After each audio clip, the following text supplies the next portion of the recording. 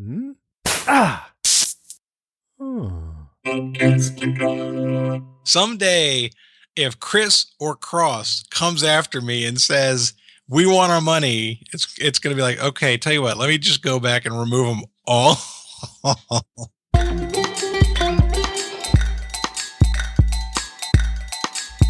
Podcast Junkies, episode 107. Welcome back. Did you catch last week's episode with Karen Coppett? If you don't know the name, she's the co-host of Walking Dead Cast. Jason Kabasi's co-host, who we had on earlier on Podcast Junkies. This is the show where I interview all sorts of amazing podcast hosts and co-hosts, such as Karen. We had a blast.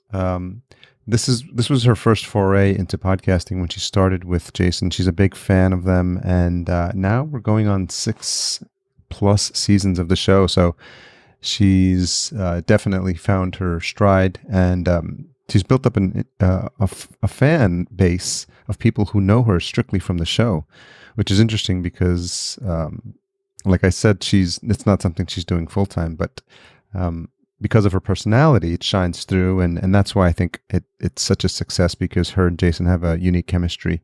So check that out. I think you'll really like it if you are a fan of Walking Dead, if you're a fan of the Walking Dead cast, or you just like fun conversations. You should check it out. So this week we speak to Jonathan. Jonathan and I speak. Jonathan Oakes, again, another podcast movement connection. Jonathan's the host of the Trivial Warfare podcast, and I thought we were going to talk about trivia stuff. Funny enough, we talked about a whole range of things, not quite trivia related, and we get pretty deep, pretty quick on some topics that are near and dear to his heart. So I won't say too much. I want you to discover it for yourself in this show. So stay tuned for the retention hashtag that's going to be at the end of the episode. But in the meantime, listen carefully and enjoy the path that this conversation takes. And then we'll also talk about our sponsor for the episode, PodFunnel. Enjoy my conversation with Jonathan. Depends on how good your questions are and how good my answers are, I imagine. So, Jonathan Oakes, host of Trivial Warfare, thank you so much for joining us on Podcast Junkies. Glad to be here, man.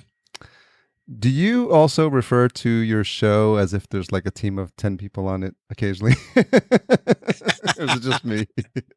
No, it's not just you. It definitely feels like a team effort, even though I do most of the work. Well, it's funny because sometimes when we get started, we're doing this social media push and like, we're so happy to have, and then we can't wait to talk to you. And I mean, I think for the majority of folks in our space, we're all solo podcasters. So I just think it's funny because I catch myself sometimes saying that. I'm like, who the heck is we? I mean, I have people that do help me like with the editing and stuff, but at the end of the day, if an episode does or does not go out, that is totally on me. You know, for me, I do have a we. I have hosts that come in, and I have regular players. So for my show, it is a we in terms of who people are used to hearing, but it's definitely a me in terms of who's doing the work. So is this your first podcast? It is, yes. And what the heck possessed you to start one, even after you figured out how much work is going to be? You know, it's funny. The first podcast I ever listened to was a fantasy football podcast that Jay Soderbergh used to run, Fantasy Focus for ESPN, right? And then I stopped listening to that, and for a couple of years, I think I didn't listen to another one. And when I finally was reintroduced to them, it was by a friend who was saying, "Hey, there's this cool trivia podcast. You like trivia? You'll like this." And it was called Good Job Brain. And it's a good show. I enjoy it. And so I started listening to it, and I binge listened to like 80 episodes of it and got caught up currently with it. This was a few years back. They're at like 300 episodes now or something like that. And there was one thing that left me kind of high and dry with it, even though I liked it. And that's that it wasn't a competition. And so for trivia, there are two different ways that people do their shows. There's a hey, let me introduce you to interesting facts kind of things, like Stuff You Should Know is a popular show like that, right? A lot of people like that. But I grew up playing quiz bowl games in high school and playing Trivial Pursuit with my family and watching Jeopardy and playing trivia games at restaurants and bars. And I was good at it. And so me and my friend Chris have played trivia games at restaurants and bars for 10 years. Wow. And a lot of times we'll get free dinners out of it because we do well, right? And so we go back and we play again and we win more dinners. Nice. And so I wanted something that recreated that. And I searched, I listened to a bunch of different shows. And I got to be honest, man, there wasn't a lot of quality in the space where it gave me the experience I was looking for, that reminded me of the feeling I got when I would play real games, right? And so I realized that's what I should do. I could do this better than anybody. I know exactly what I'm looking for. I know the sound I want. I know the atmosphere. I know the camaraderie and all of that. And so I decided, if nobody else is going to do what I want to hear, that I could do what I wanted to hear. And so that's what possessed me to create the show. Well, there's so many great things to tease out of that, because for people that are just getting started and they think about the fact, well, there's already a podcast of that topic in my space. What you're pointing out, and what I think is just really, really important to always keep in mind, is that you can always add your specific flavor to it. And that's exactly what you did. And you think about, if you listen to enough, you can think about all the things that you would improve. And then at the end of the day, you make this version of it that's your very own, that's got your stamp on it. And you want to be able to have the energy and the enthusiasm to come do this week in and week out, right? And if you're not doing something that's exciting you and that you're so eager to press the record and get your friends on, then you're going to burn out and you're going to pod fade, as they say, after the first 7 episodes, if not sooner. It's in the first 10 episodes or so, we had the right vibe, we had the right atmosphere, but we didn't have the right game yet. And the reason for that is, so being a trivia podcast, my goal is to recreate the experience of playing a pub quiz. One of our catchphrases is that we take the pub quiz out of the pub and bring it home to you, right? I say that on every show. And it was just me and my best friend, Chris, and we play as a team when we go out to restaurants. And so we were having to write all of the questions and we were competing with each other. And so we were both simultaneously hosts and competitors at the same time. And it worked because we made it fun, but it didn't work in the early days because both of us would feel like the other one was writing harder questions than we were. Just to try to stump you. Exactly. We were both writing from what we know. And that's what a trivia question writer will do typically. They focus on what they're good at and they write questions about it. But what I know may not be something that you're good at. And what you know may not be something I'm good at. And so as a result, in our first few episodes, we were fun, but we were disconnected in a sense. And it really changed for us when we actually introduced a host to the show. Okay. We asked one of our favorite local hosts, Mark, who would host restaurant shows. And we said, Mark, we're doing this show here. I gave him a thumb drive and said, just listen to it. If you like it, come do it with us. And you can be the host. Just use your question. You already have questions. You do them at restaurants. Yeah. Just use your old questions. And he agreed to it and he came by. And as soon as he came, the first episode from there, that's when it really turned into what I was wanting from the show. And since that was 60 episodes or so ago plus. And it really from there has grown in a lot of great ways. But that was really the big change, was from where you start and then pivot just a bit in the same space, but to make it what you're looking for. And that was huge for us.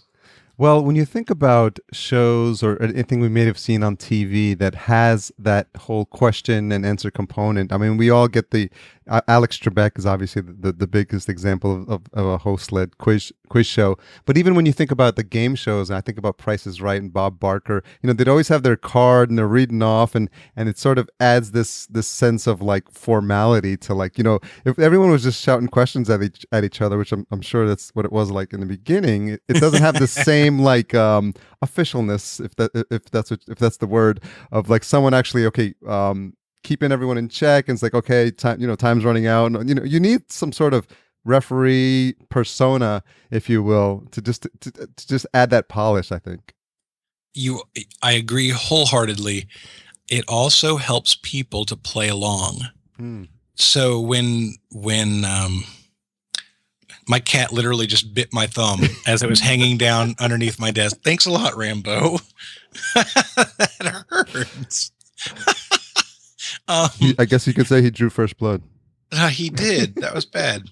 I've had a lot of feedback from people who, in fact, when we post the show in our group, we ask people to tell us how they did, and they post their scores. They literally follow along with score sheets and take their scores by each question. And having a host let them do that, where they're competing with both of us to see how good they are compared to us. And before we had a host, they weren't really able to do an even competition, because they would be like, okay, am I competing against Jonathan on his questions today, or am I competing against Chris on his questions today? So with the host, we're all playing the same game. It's really interesting because we were just talking, it's so funny that you mentioned that, because pre-show we were talking about this PDF I'm working on as a handout for listeners, but you have this built-in like engagement and participation with your audience, and you can say, like, follow along with the questions, or however you do the handouts, and it's really genius, because what more engagement can you have than to have them listening and following along with something that either you've provided or they've taken time to jot down from a Facebook post or something like that. But I think that's genius in terms of interactivity. It's I can't lay claim to the genius. It just happened to be something that people wanted, right? So a lot of my quote unquote genius ideas come from people asking for them. This is one of those, right? It was after we had created a group. And so we have a Facebook group where a lot of people who want to be more engaged with the show and with each other could participate. And one of those reached out to Chris, because apparently I was too scary. I was the intimidating one. So he reached out to Chris and he's like, Chris, it'd be really great if you guys would like put something out there that let people know they could share their scores and so it's like, oh, okay. Yeah. So we just did it one day, and it got 30 something responses, and people were then competing with each other too. It's not just us. Nice. It's, but Mike in North Carolina just did that, or Russ in Illinois did that. And so now they know each other, and they're playing along like that as well. So it really, I can't take credit for it, but as soon as they're engaged in it, it's awesome. It's just a great way to be a part of something. It's totally awesome. And I'm sure it's grown from the 30 that originally requested it. We started that group. I was scared to start that group, Harry.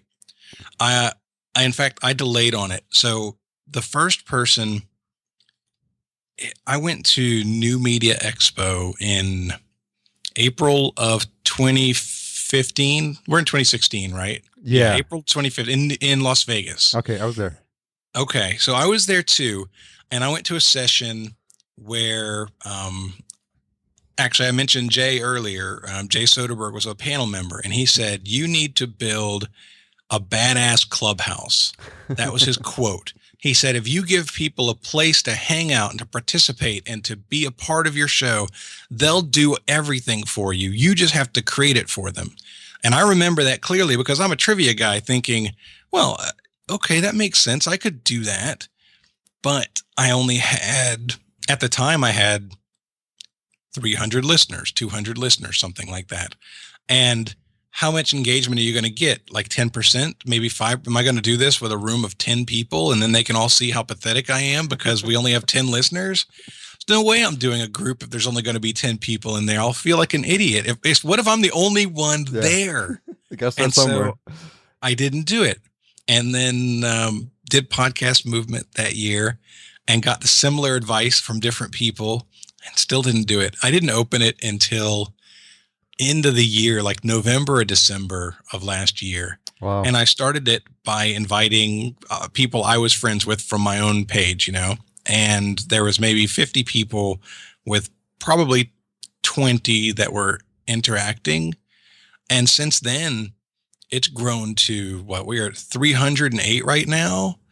And I freaking love it. It's amazing because I welcome everybody each week as they join. Yeah. And now we're getting Jeopardy contestants who are joining the group. Yes, who are joining the group, and champions. And it just continues. It's been just continuing to grow. And all of a sudden, in the same way that I engaged with the podcasting community, you know, podcasters, and we get to know each other and we have our own little tight knit group of people.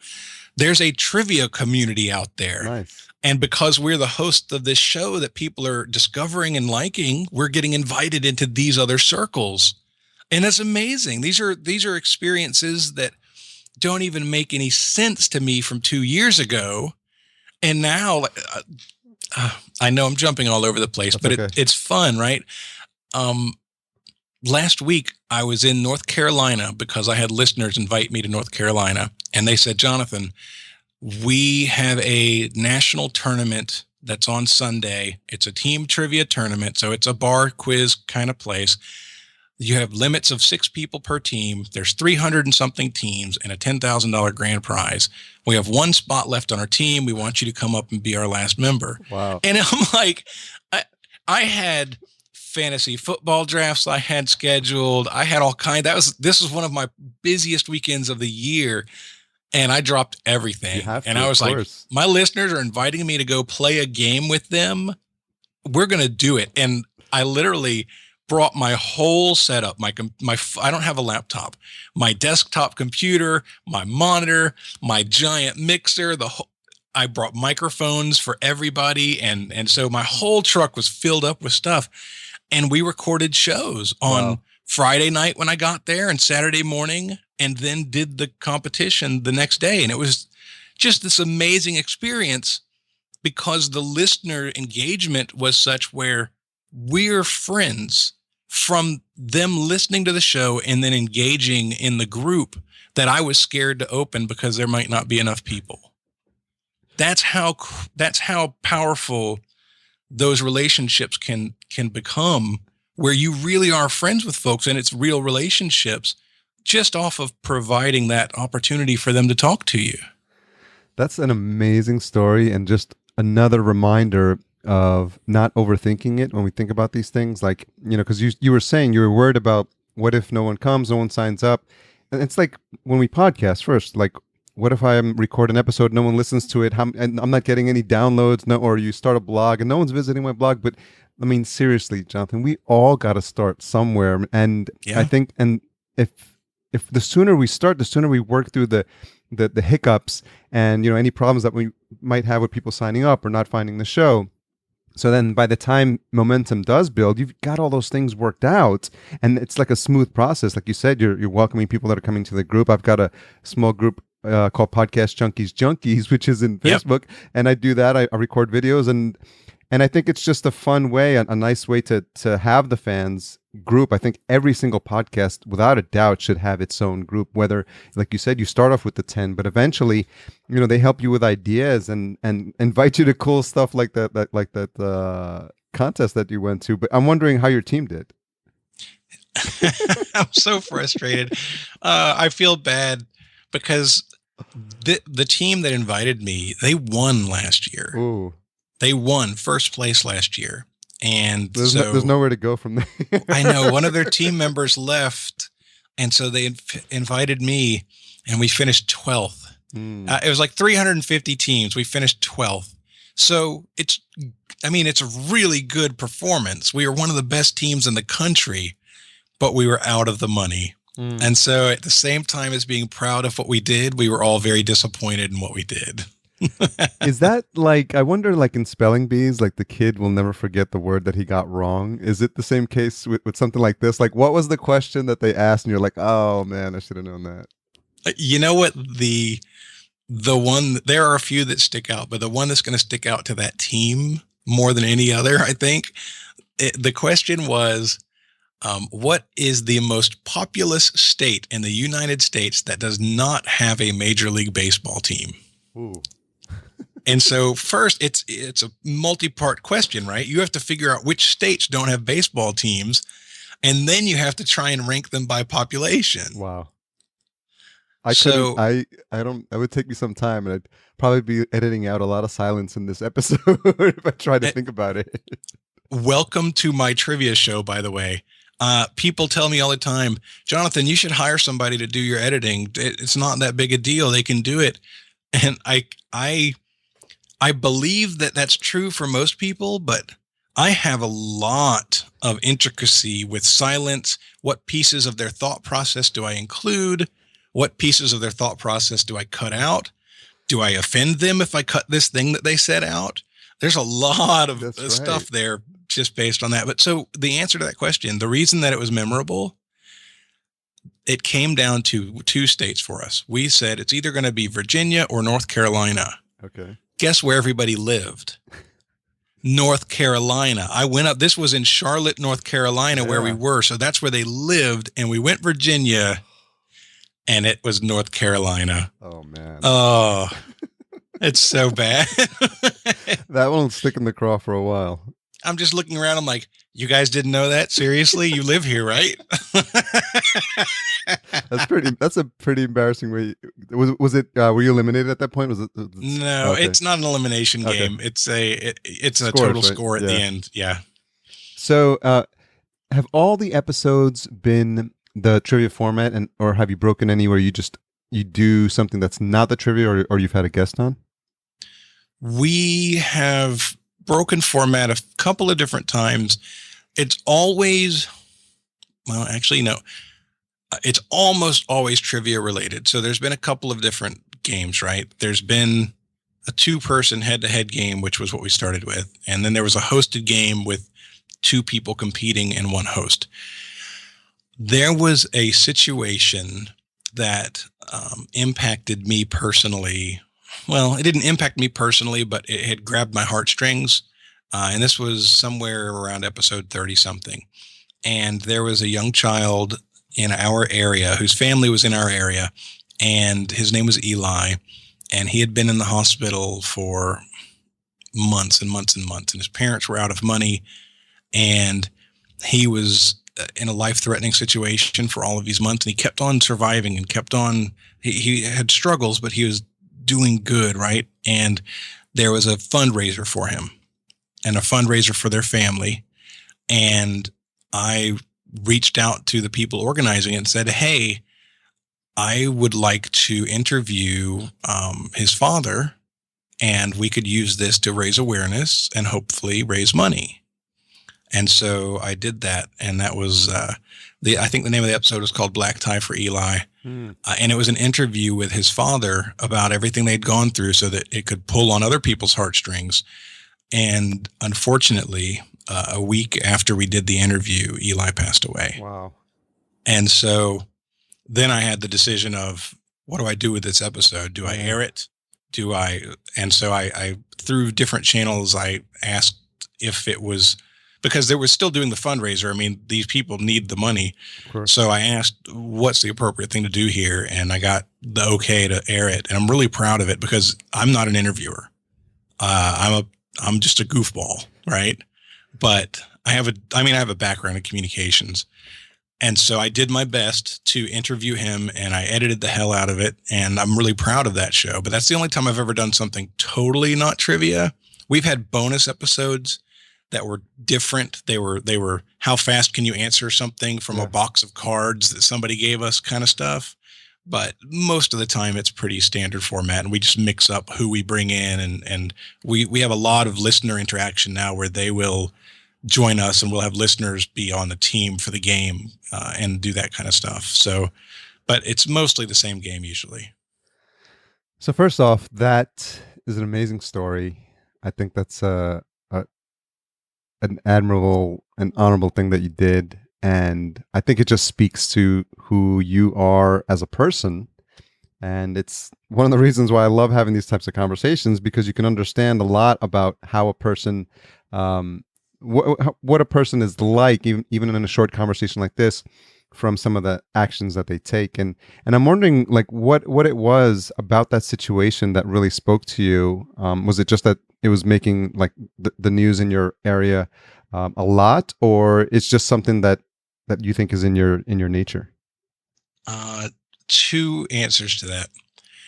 First, I have a couple of friends who are really passionate about causes, and so I would see this updates on this situation come across my Facebook feed regularly, every week, if not multiple times a week, and I was avoiding it, and I didn't want to look at it because I knew it was going to be something that was either asking for my money or asking for my time or something that would hurt my soul, just Yeah. because I knew it'd be sad and I don't like being sad. So I tried to avoid it a lot of times. And so it just kept coming across and there were always different things. And finally one day, because I respect the person who was sharing this stuff, one day I just finally decided, you know what? I've seen this probably 80 times now. What is it? And so I clicked on it and I saw their little video and I read the story and I just started crying sitting at my computer because it was so moving. What the situation was, right? And it was moving to me because of reason number two. I have a 3-year-old child and Eli was 3 years old. Wow. And so I am empathizing with the situation and realizing these people, this kid was totally normal for the first 2.5 years of his life. And then all of a sudden he has a situation that happens and they take him to the hospital for it. And the hospital does a few tests and realize that he has a life-threatening condition. They went from totally normal to hospitals for the rest of his life out of the blue. Wow. And that I'm thinking about me and I'm thinking about my Sebastian and I'm thinking about what would I do and how does this relate? And at that point, as soon as I finally read it, I knew it would impact me and I avoided it. And finally I let it. And once I hear a story, I think this happens for a lot of people. Once you are engaged in it, it's hard to let it slide by if you think you have the ability to do something. And so having a platform such as it was at the time, but I had a bigger voice than most of the other people who were watching this story. And so if I chose not to use it, then that would make me feel bad about myself, I guess. Yeah, it's really interesting because it's this whole, we think sometimes what we're doing is not providing any value, and then situations like this arise, and we think initially, what can I do to help this kid? It's just like, oh man, like I'll like it, or I'll love the post, and maybe I'll donate, like $100, and then like the idea goes off in your head, like, wait a minute, like I do have a platform, and all podcasters, I don't care how recent the show is, if you got 10 listeners, you got 10 more listeners, probably and that platform that's bigger than, what your neighbor has or what your coworker has. So it can grow from there to the millions, obviously, but the gamut in between is something where even if you had the opportunity to have one more person hear it than normally would, if it was just you, without the podcast, the fact that we recognize that and we do more with that, I don't think enough podcasters do it, and I think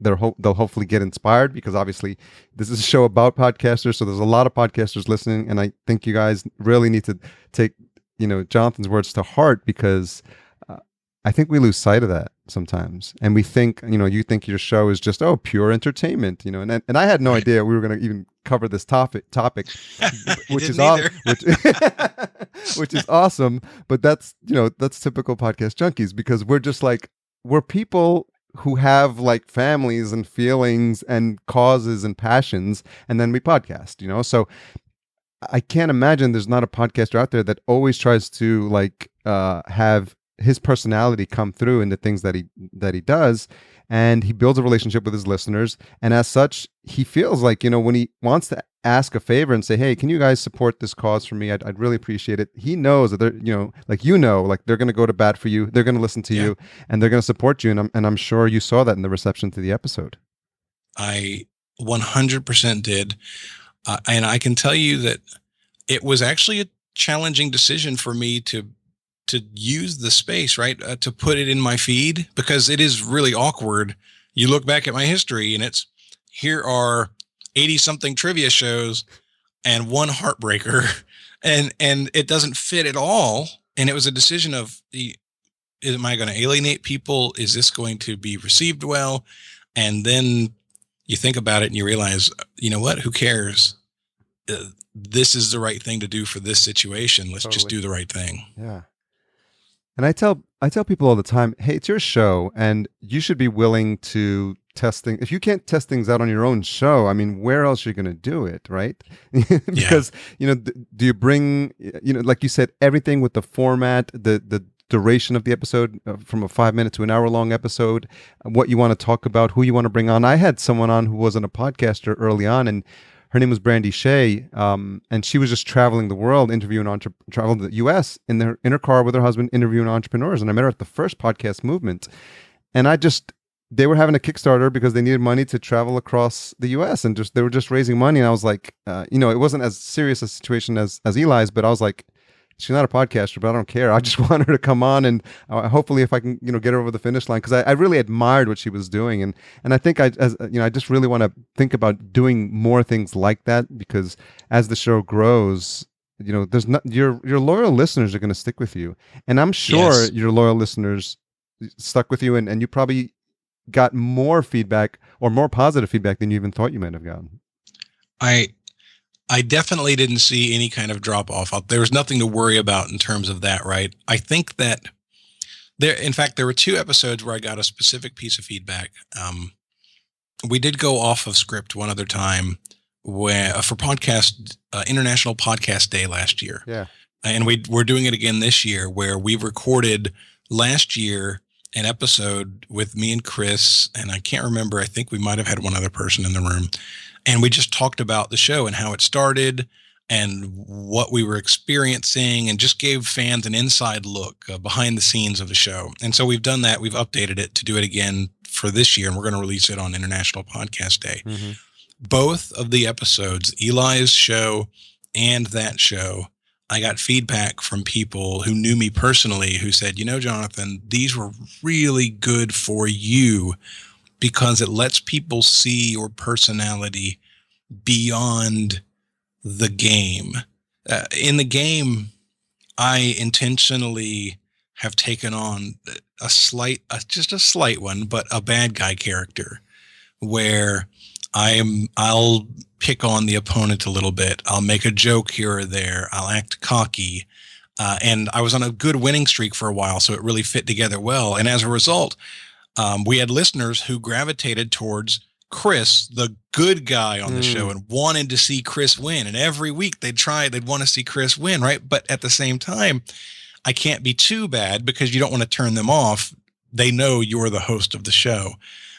But so those episodes, according to people who know me, said, Jonathan, your real personality got to come out, and people got to realize who you are. And that will go a long way towards them accepting who your character is. Yeah. It almost like seeing, I don't know if you ever watched wrestling, but seeing like Mick Foley or Stone Cold Steve Austin doing charity work out of character, right? And you see who they are for a second, and you say, that's a pretty cool thing. And no matter what stupid thing they're doing in the ring now, you're more accepting of them as a person. Yeah. Yeah, it really fleshes you out. And so you're not so one-sided. And I think because I imagine like people, your friends who know you and who've known you for years, they know you as just this well-rounded, lovable guy. And so let's not go that far now. There's a reason that I chose to be the bad guy. Don't you have people like, did I hear that they have to sing a song to you if they lose? There is, that for a long time, we haven't done it a lot recently because we've had a lot more handicap matches to make the show more competitive. But for a while, you had to say, that's another win for Jonathan if you lost to me. And it was a lot of times in a row, right? It was enough to where my opponent, who was also supposed to think of a thing that I had to say, didn't win enough to ever have to come up with the thing that I had to say. Where does this passion for trivia come from? I mean, how far back does it go? It goes really far back.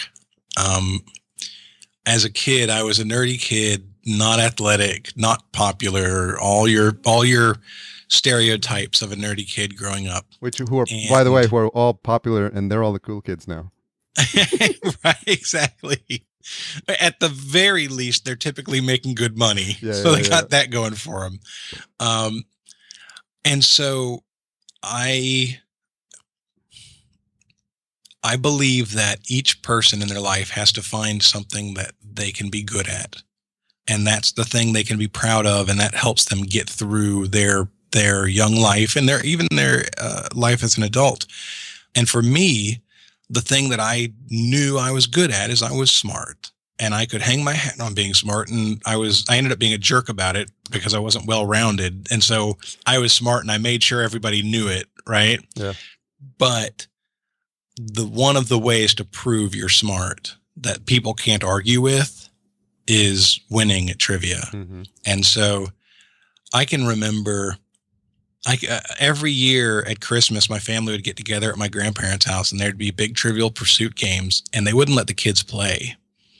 And so for years, I would be jealous, and I'd be outside playing with my cousins and having a good time, but I always wanted to play in that game. And finally, when I was like 15 or 16, I got to play, and I just cleaned up. It was the greatest feeling. It's oddly enough, fast forward, it's come full circle. Fast forward now, I don't play many trivia board games in fact, with the family. I had an experience where I joined a game in the middle and just started running off answers. And it kind of ruined the game for everybody who was playing, because they had been having a fun game until I came along and just kind of did it. Dominated. And I realized at that point, after it was over, I didn't have any fun. They didn't have any fun. Their emotions changed. And it was like, you know what? I shouldn't do that anymore. And so I started shying away from doing it. But I always, you watch Jeopardy, and even as a kid, I was watching Jeopardy. In high school, I was doing competitive brain brawl. I lettered at high school. I lettered 2 years in brain brawl. Yes, I went to Lee High School. I had my big L. And what was it? I think they put like academic symbols, like a graduate's hat and a scales or something. They should have put a picture of a brain right there on the letter. That would have made sense. So I think that it truly, my memory is good for long-term knowledge. I like fitting information together, and that's how it sticks for me. So that's just always who I was going to be by nature. But the nurture of it was truly, trivia was a way I could prove myself to people. And so I latched onto it. And as an adult, once you've kind of developed who you are, it just stayed as a love.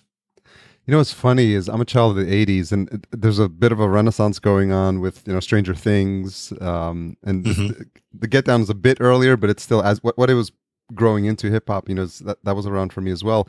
But from a game perspective and toys, it was all like Cabbage Patch Kids, Trivial Pursuit, and all the stuff that happened. And I don't know that it happens as much now, but it was just like everyone you knew had it, and everyone you knew had to buy it, and you had to have like the different editions, and just like it was so crazy because it was just like a trivia game.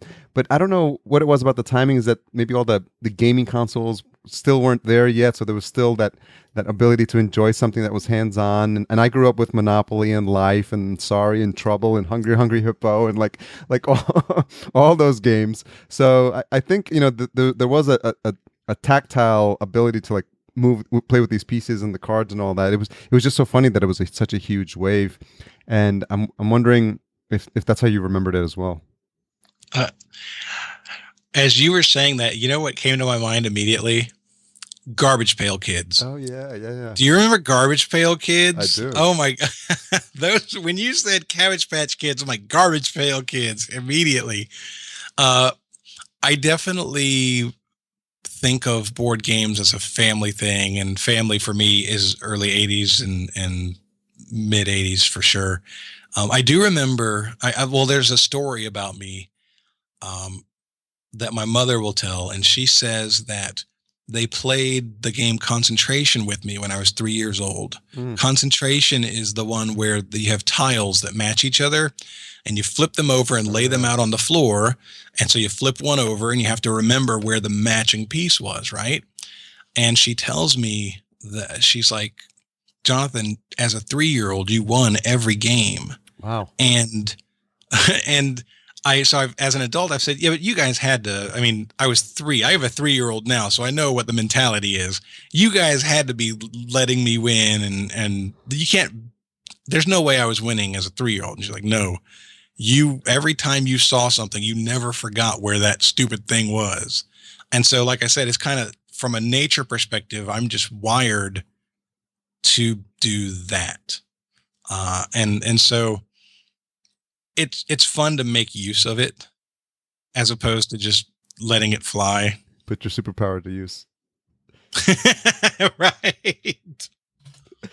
So that explains a bit about the trivia background. So now you could be a trivia buff your whole life, but never have the itch to start your own podcast or to get on stage or to talk publicly about this trivia love that you have. So what was it that made you want to get a microphone and actually put yourself out there more in the public with this superpower? Let me turn that question around on you for a second, because I know what my answer is, and I'll share it with you, of course. But did you, before you became a podcaster, did you ever dream of being like a radio star or a talk show host or anything like that? I studied acting for 3 years. Okay. So yes, you had the idea of being on stage at the very least, right? At the very least. I can remember wanting to be the next Rush Limbaugh at one point. This was when I was this had to be around 1999, 2000-ish, because I had a full-time job, and I asked for a time cut down to 20 hours a week. And I started working at the radio station part-time as I was 20-something, 22, 23-ish, maybe older than that, maybe 25 or 26.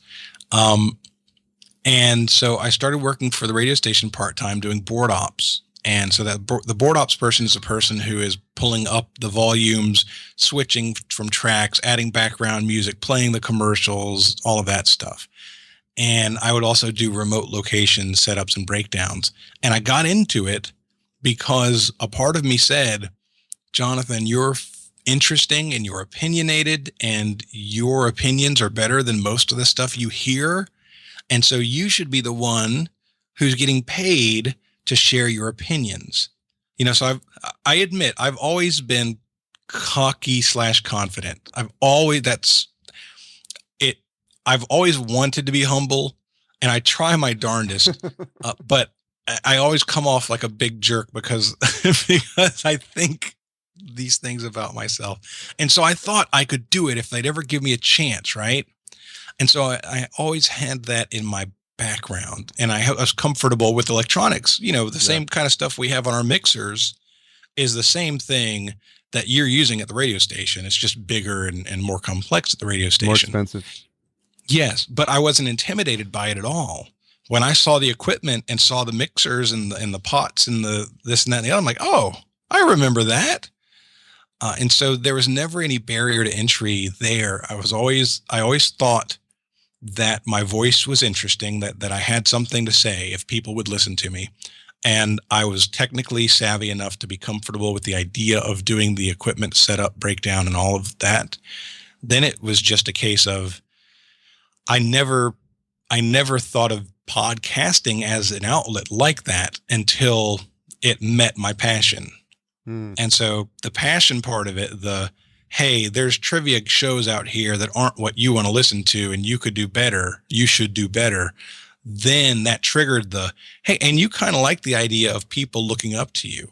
You kind of like the idea of people listening to you play trivia and thinking how good you are. There's that yeah, of course, thing in the back of your mind. Obviously, I never vocalized those things, but that is a piece of it, right? And so those two things really merged well with my past experiences and kind of what I imagined I would be someday. And that's how it came together, I think. I believe the kids call it a humble brag now. I don't think there's anything humble about that one.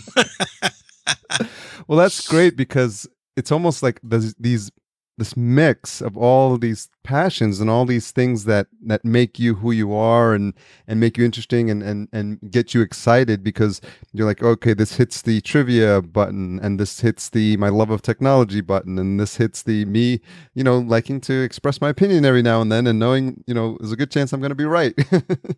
And so like this fine mix, and they all came together with the podcast and with the show, and it's so fun to hear the story, because it feels like you were literally made to have a podcast about trivia because of your life experiences.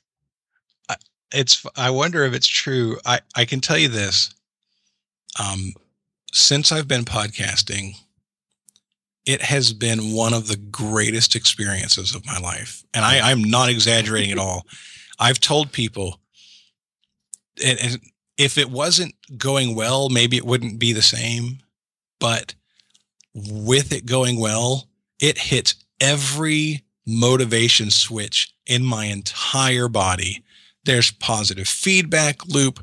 There's people thinking that you're smart. There's people thinking that you sound good. There's popularity. There is the ability to learn new things, to play trivia, to express yourself, all of these things. Literally, if you were to line up something and say, make something that will make this person happy, this might be the thing that they came up with. Yeah. And I really can't even begin to express how the feeling of doing the work to build the show and to grow the show and edit and all of that, right? I put in hours and hours each week, and I've never experienced that feeling that people describe before now, where they say, if you do something you love, you'll never work a day in your life. I've heard that. Yeah. And I've worked plenty of days in my life, and I mean, I've had a good career. I make decent money. I'm from a professional standpoint, I'm successful. And every day can be a grind at work for years and years and years. Yeah. Doing the work on this podcast, man, I stay up late every night. I have stopped watching TV. So in fact, I'm getting worse and worse at some trivia because I don't watch TV anymore. I wrote about this once. I used to watch my favorite baseball team, the Tampa Bay Rays, every game. I'd have it on the TV. Even if I was reading something, I'd always have the Rays game on. And slowly but surely, kind of other TV would fade away, but I always had that on. And doing the show, I have better things to do now than watch TV, than go to movies. I don't even read as much, honestly, because I'm too busy trying to either make what I'm doing better or grow the next piece of what I want to accomplish. And so, and I'm always motivated to do it. There's never any down switch that says, I'm tired of this. I haven't gotten tired of it yet. And I've been doing it for what, 18, 19 months now, nonstop. And so I can really vouch for that saying now, where if you really do love what you're doing, man, you want to do the work. And I've never felt that way before. And it's the coolest feeling, man. It is so cool to feel that way.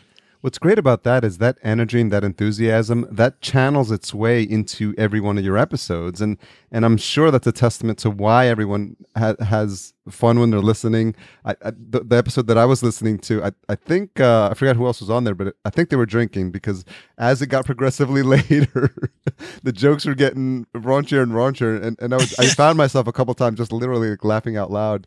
I think there was a Ben Carson. Was it the Brian Orr episode? The Ben Carson joke. Yes, it was Brian's brother Nathan, and he was talking about the candidates, and he said it. I'm just saying, if I had to lick one of the candidates' toes, it would be Ben Carson, because that guy is a sexy guy. You're like off the rails. Shows officially off the rails. So it's hilarious. That was funny. But it's what's fun is, those moments put a smile on your face as the host, because you put the show together and you had your friends come on, you have those memorable moments, like almost like archived, where you can just look back and you're like, oh man, that was a nice point in time, or that was like a great memory. And I think as podcasters, we're all building this archive.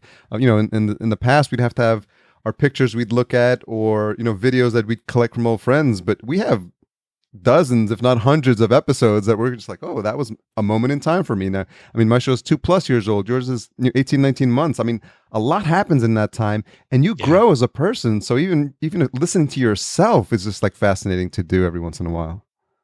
I mentioned my son. I've thought of that sometimes. At some point in his life, whether I'm alive or not at the time that it happens, he's going to run across this. Somebody's going to tell him about it. And he's going to end up listening to every show. Every single thing that I end up publishing, I believe my son will listen to. And by the time, even if I stop today, if you listen to every episode of this show, you're going to have a pretty good idea of what kind of person I was. Yeah. And that's a really cool thing to say. It is really cool because, as you know, bits of your personality come out in different shows. And like you said, if someone listens to the whole range of episodes, they can start to paint the picture of who you are. And in a way that really allows you to put a show together that attracts the person that on over the long journey likes your story and likes what you're bringing week in and week out. And that's how you build a tribe. You're so right. You're so right. And I'll tell you this too. It's another one of those motivational factors. Not only are you building a tribe, though, you're attracting people who like you for who you are. And that's an aphrodisiac of a sort. The idea that people who want to spend time with you or want to be a part of what you're doing are doing it not because you've been faking something, not because you're pretending to be somebody. They're doing it because they've heard you swear about the stupidest things and get mad about it, and they still accept you and enjoy you, right? Yeah. It's actually an advantage, I think, in the entertainment space, and I've kind of come to believe this. I'm interested in your opinion here. I believe that entertainment shows are more likely to allow personality to show and for people to be more easily invested in the show. Whereas maybe interview shows, especially the business-minded shows, it's a little more difficult to feel who the person is. Now, if you're a special podcaster, you're coming through regardless. I get that. I'm not taking away anything from some of the great people who are out there. But if I go and listen to a bunch of business shows or some shows, like some great shows, but the Lores of the world or the Memory Palaces of the world, which I enjoy both shows, right? Amazing show. But I feel like if you come listen to my show, you're more likely to be engaged by who we are.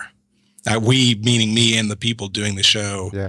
And you're going to relate to that because we're not telling you a story. We're not trying to help you do anything. We're just having fun and we're inviting you to play along.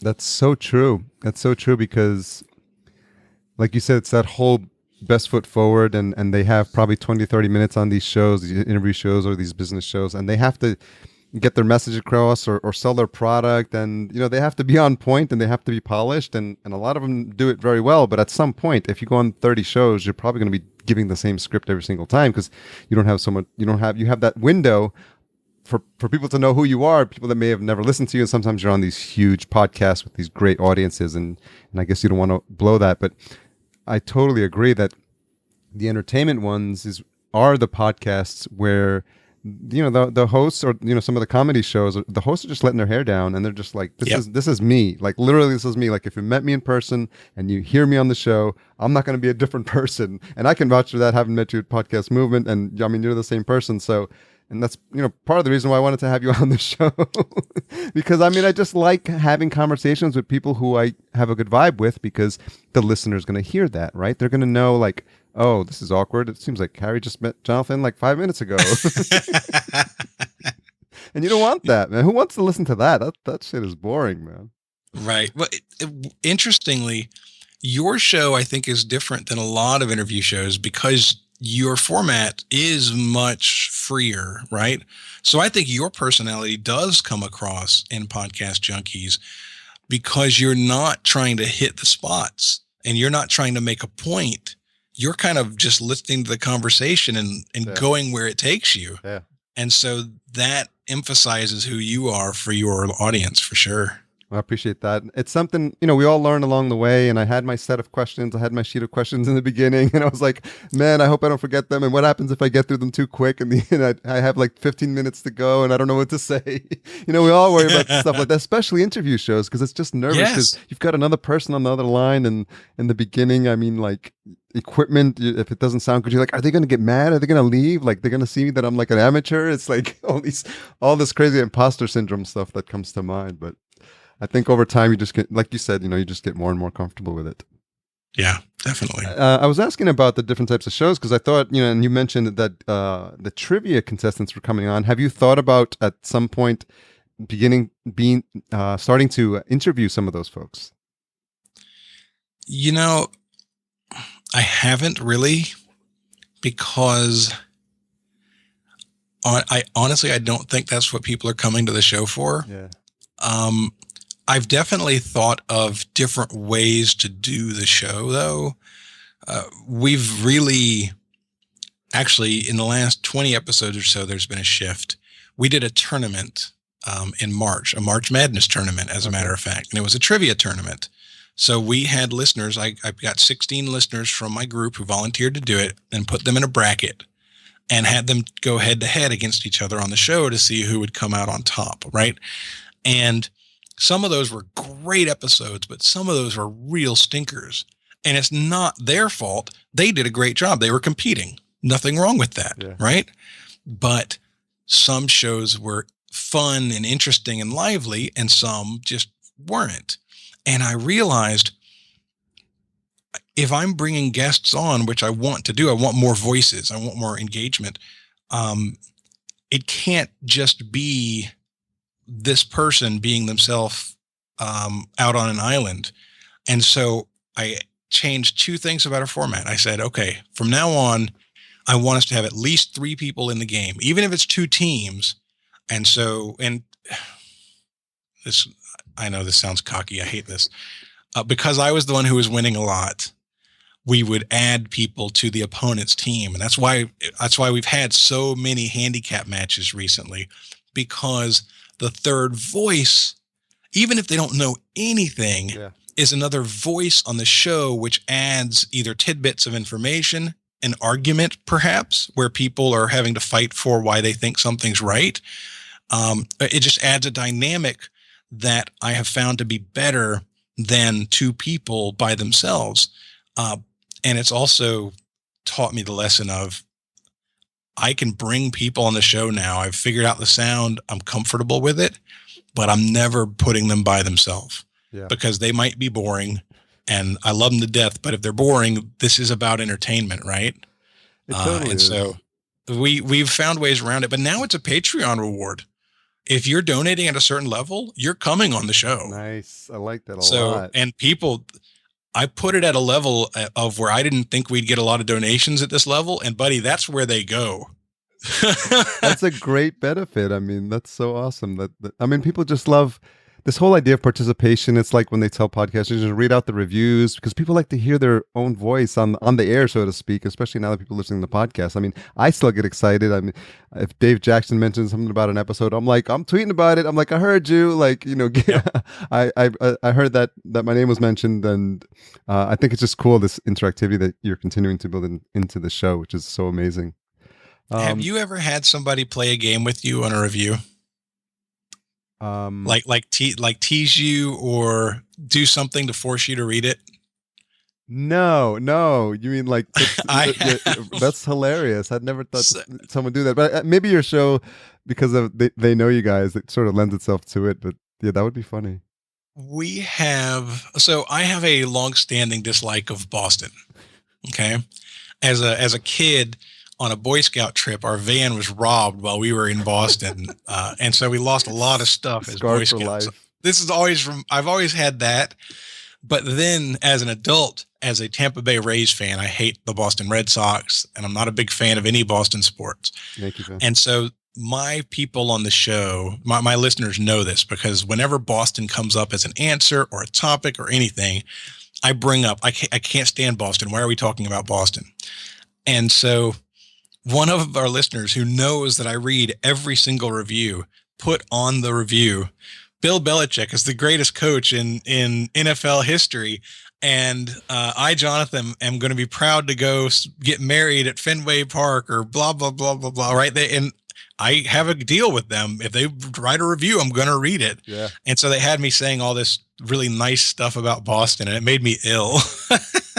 That's a fun trick to play, especially since they know you're passionate about supporting your listeners. Absolutely. Very cool. So we're at the hour mark. Time flies when you're having fun. Are we really? Yeah. Holy moly.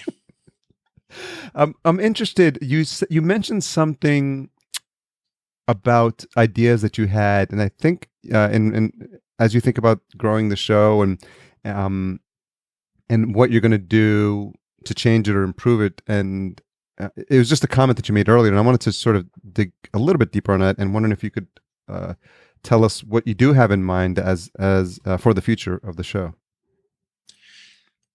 The biggest jump at some point would be to go twice a week. Okay. I'm really interested in doing that. There's a call for it. The listeners have asked for it. I think that the show could handle it from being entertaining without oversaturating.